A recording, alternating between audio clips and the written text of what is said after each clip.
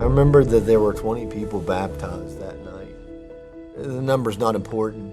What was important is that those were some of the same people that had sat there all week. When people sit and listen to the gospel all week long and then decide to get in the water, they mean it. I see the people that I saw in church before, I see now after the revival, and they're still walking in freedom. So absolutely God still moves. God still moves in that tent revival every night, and He still moves in us and through us, and we have to know that. We have to know that we have the same power that raised Jesus Christ from the dead.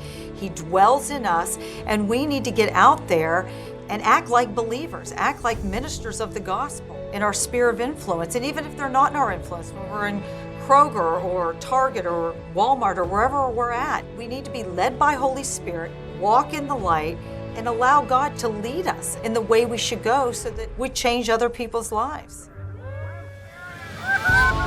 People didn't just get in the water and get baptized. There were people that got healed. There were people that got delivered. There were people that experienced the divine power and the divine love of God simply by being obedient to be baptized. And as they're baptized, they clearly go in the water one way, but come up a completely different way. And though we see an outward expression of them doing that through this physical act, what's actually happening in their heart and in their mind transcends what we can understand. And you see people radically transform for the gospel into the fact where they struggle with something and now they no longer struggle with it. So this very act of baptism that symbolizes dying to self and being resurrected with Christ is really fulfilled, and it's just not this practice or this thing that's watered down, so to speak, that people are being baptized just because their friend did it. No, they got baptized because they encountered God and God became real.